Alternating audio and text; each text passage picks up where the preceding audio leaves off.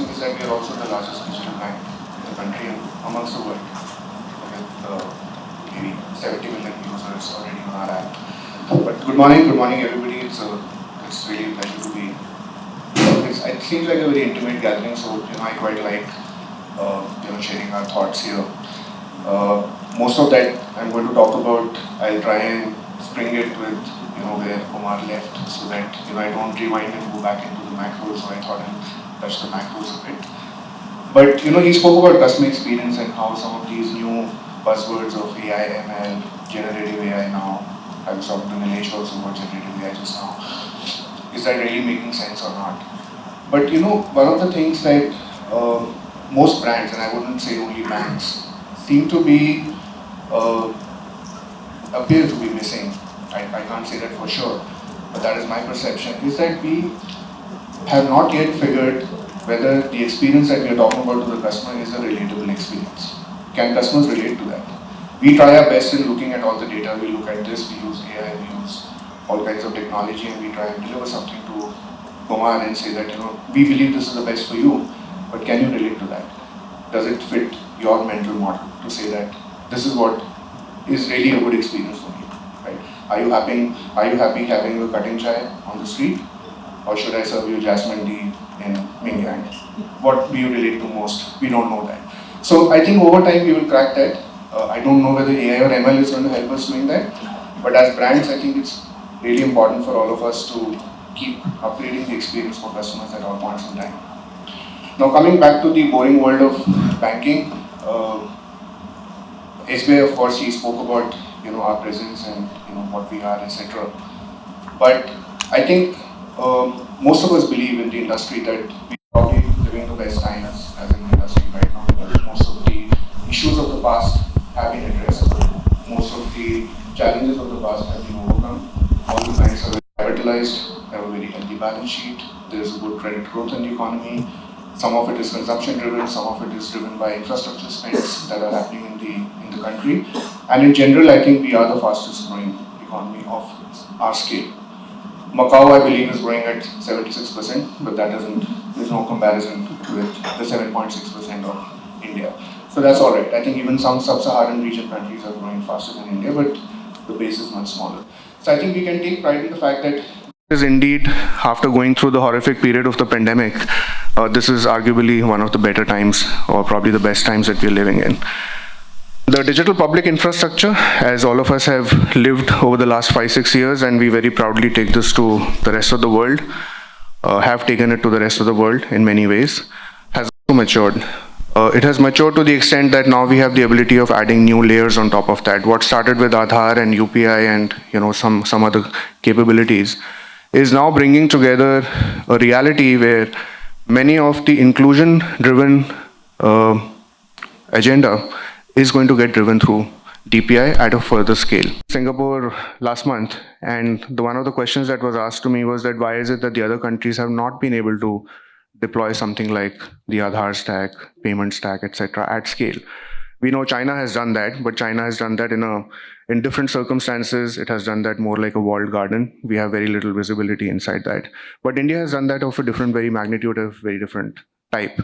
So my own view is that the reason why some of the developed economies have not been able to do that is because when you do something like a digital public infrastructure and you do it for public good, you have to have the conviction that you are really doing it for public good, which effectively means that you have to leave your revenue considerations at home. You can't be doing that business for only the sake of revenue. And I doubt if any of the capitalist economies or any of the developed countries would want to not consider their profits and their revenues when they work on some things like these. As we know for a fact that payments have been becoming more and more affordable. And that's happened because all of us, at the cost of not making money, at the cost of losing money, are still committed to the fact that we are doing it for public good. So I think that also differentiates India in a lot of ways, because I think we are probably one of those very few countries which is also driving a very strong inclusion agenda. Because this is our moment in history where either we include the ones who are not, or we believe that there is always going to be a poor society, there is always going to be a rich society, like the way it is in the Western world. And I don't think things in the Western world have improved to such an extent that the poor have become rich over a period of time. The middle class has remained where it is. We were in Japan last week and we were having the same discussion there that people are so happy cycling to work. People are so happy taking the public transport to work, which 20 years ago was also of some aspirational value to Indians. When we looked at these countries saying that, oh, what a fantastic public transport system. What a fantastic, set of roads. You have a separate lane for cyclists. The government has provided for all that. But have those people really moved up? Have those people who were below the middle class also moved into the middle class? Probably not. So when we were talking to the locals there, they were saying things have just become completely unaffordable. You can't even think of buying a house in Japan anymore with the same salary. We often get to hear even about US that what you could afford with one single income, having a home, having a car, sending kids to school, is impossible now. You probably can't even do that with double income. You can't even do that with 2 shifts of work for some of the lower income families. So I think India to that extent is taking a different path, and all of us should take pride in the fact that we are very, very mindfully driving an inclusion agenda. And a lot of that has been made possible because of DPI. A lot of that has been made possible because of the fact that we are increasingly taking digital to everybody. Just the way that UPI 123 was launched, UPI payments on feature phones, it just tells you that there is a very, very burning desire to make sure that everybody benefits. We just don't keep digital payments as a preserve of the people who can afford. Now coming to how this whole technology landscape has really moved, or digital transformation as we call it. So we went through a phase which was pre-UPI, which was really about making people familiar, making people aware. And I remember my times in, my time in those days, where the single-minded effort was to build more feature capability, add more features to your app, make it a little more better, and most importantly, help customers migrate. So a lot of effort went into making customers use digital channels for banking, and I'm talking only about banking right now. The second phase really happened during the UPI phase of 2016 to 2018, when there was an explosion of payments. Okay, it also got accentuated for multiple other external reasons, but nonetheless, we did see many people moving. We saw a proliferation of QR codes. We saw all of that. So that kind of made payments something of a more always available, low cost, affordable. All of that happened, and many more business models were built on top of that. The wave that we are going through right now, there are 3 things that, at least I'm able to synthesize from this. One is that we don't seem to have a technology arbitrage anymore. So people who had any kind of technology, kind of advantage, especially fintechs, and we would believe that banks are legacy, and let's say we were here, the banks were here and the fintechs were here, that arbitrage has gone away because everybody has modernized. Everybody has moved up. The technology convergence has very clearly taken place. Everybody uses microservices, everybody uses API, everybody is plugged to DPIs, everybody is using Aadhaar, everybody is using the same set of workflows which are generally available to everyone. So one, there doesn't seem to be any technology arbitrage anymore, unless there is some new deep tech which is coming in, which people might be bringing in ahead of banks. The second thing is that the customer expectations have also changed in this time. When people have moved from wave 1 to wave 3, they are beginning to expect a lot more. And that is why I said that in our desire to personalize and hyper-personalize and ultra-personalize and personalize everything, we don't know whether those are going to be relatable experiences or not. But all of that is possible today. All of that is possible because the data that we have generated over the last 5-7 years is more or less machine data, because people have transacted over digital channels. And this is not human-entered data anymore, where you would find errors and you would say that, oh, there are data quality issues with legacy organizations. There don't seem to be too much of data legacy issues in banks anymore. In fact, by a lot of estimates, every 2 years we are generating as much data as we generated prior to that 2-year period, over a period of our lifetime. So there is so much more data now that you can keep refining your models, you can keep learning new algorithms, you can keep training your models to an extent that there is sharper and sharper precision in whatever we do. So the second thing very clearly is getting driven by what consumers are beginning to expect and the conversion of the technology. And the third thing which is also happening, which I briefly touched upon, is the fact that while there is DPI, there have also been a lot of legislative and regulatory changes which have enabled many of these things. New markets have been opened up, new business avenues have also come about. And in general, we have a very, very enabling environment which is helping everybody, shape the future, both in the private sector as well as in the public sector. Now, in this backdrop, it is quite possible to imagine that a bank of the future could very well be an AI bank, could be a very intelligent bank, could be a bank which really understands its customers, has a lot of data science capabilities, is able to do things in a manner that is truly personal, is truly relatable to consumers, and is also doing it in the framework of the legislative or the regulatory framework, for example, the DPDP Act. Okay, so there is going to be a lot more fiduciary responsibility on banks and many other brands to make sure that they handle data responsibly. So if data has to be held responsibly, managed responsibly as a fiduciary, like today we manage money for people, it is going to put a lot more onus in terms of what you can do responsibly and what you cannot. This is also giving rise to, it was always there, I would argue, but I think now we are really looking at responsible AI, ethical AI very, very seriously. In SBI, we've had a framework for responsible and ethical AI for the last 4 or 5 years now. We are just enhancing that to make sure that it stays contemporary.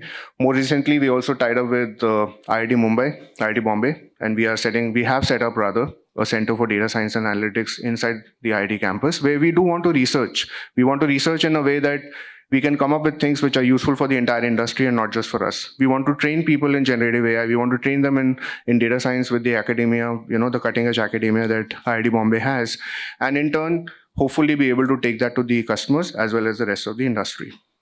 So in all of this, if you take a little bit of a distant view, like I said in the beginning, we are living through probably one of the most interesting and one of the best times. But it is also coming with a fair number of new kind of challenges that we haven't seen in the past, especially on the cybersecurity side. And later in the day, I think our colleague Murli will also be here to share his views in the panel.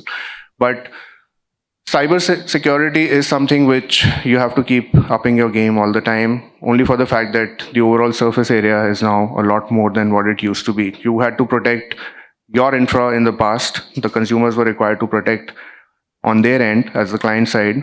Today, we are in a situation that because we have moved from platforms to networks, and we are gradually moving that as an economy. ONDC is a classic example of that.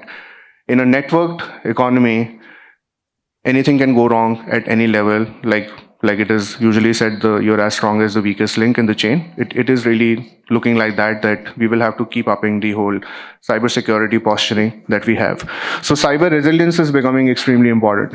More than the tech resilience, cyber resilience is important. And India is anyway one of those, not something to be proud of, but we are one of the favorite countries that is perpetually under those cyber attacks all the time from various parts. So we need to defend. We need to defend our national infrastructure. We need to defend our private infrastructure. We need to be careful with our consumers. Our consumers need to be more responsible. And that is one of the worries we have with Data Privacy Act also, that while there is onus on the data fiduciary or the data principal, but the consumer is also needs to be aware of the rights and responsibilities of what you can share, what you should share, when you can share, when you can revoke it back. But we are waiting for the guidelines to be issued. Once we have the government and the regulator, I think we will all be very clear as to how all of us are going to be playing a part here. And lastly, I just want to talk a little bit of how all of this is also giving us a new thread of opportunities. So clearly enough, because the technology arbitrage has either gone away or is going away for sure, we can say that there is reasonable or adequate modernization that's taken place. We don't see too much of a difference between the tech stacks of banks. We don't see too much of a difference between tech stacks of banks and fintechs or any other capability provider. So that is resulting into a realization that this is also the time to insource. We should bring in a lot more tech talent, and we should gradually become, as a network participant, you need to have the agility to be able to participate in the network very quickly. The waterfall method is not going to work anymore. You need to operate with a lot of agility. And therefore, if fintechs have been able to do that, today banks also can claim that they are also able to do that to at least some measure, if not completely.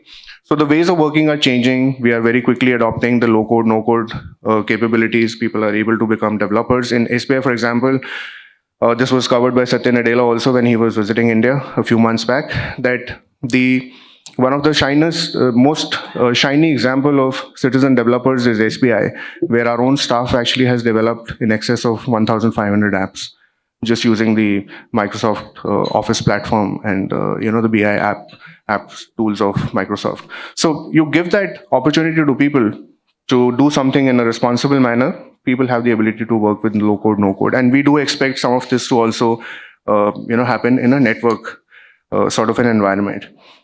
Partnerships are maturing. We've had partnerships in the past, but I think partnerships now are more meaningful. Even fintechs have gone through, I would argue, at least 2 or 3 cycles in the last 10 years. So the serious ones are still around. They're working at scale. The ones who were not serious are not to be seen anymore. But I think there is a good level playing field now where people can meaningfully partner, without anybody being more superior, anybody being lesser superior anymore. Generative AI, like I said, is looking promising. We do need to handle it with a lot of care, but yes, it does promise to remove a lot of those kinks that we have in our workflows, etc. And hopefully enough, there will be better technologies. Google has announced the Gemini platform, just yesterday. So we are hoping that some of these large language models, as they keep coming along, will open up a new ecosystem of developers and capabilities. And finally, I think as we look ahead in terms of our sustainability agenda, as a country, as a company, as a bank, as individuals, one of the things amongst the many things that we do and hear about, I think digital is going to be playing a very, very key role. And there is already an agenda within the bank that we're trying to drive, which is called digital sustainability. So which effectively means that how do we generate sustainable outcomes for customers so that they don't have to keep reworking things, which also creates some bit of carbon footprint? How do we build technologies which are digital at core, so they consume lesser energy and they also require, lesser of change management? And how do we plan our infrastructure in a way, that also becomes, over a period of time, lesser carbon footprint generating? With that, I think I've covered all the points that I had in mind. And thank you once again, Kumar and the FE team and ServiceNow for having me here. Thank you all of us for a patient listening. I hope it was not boring. Thank you.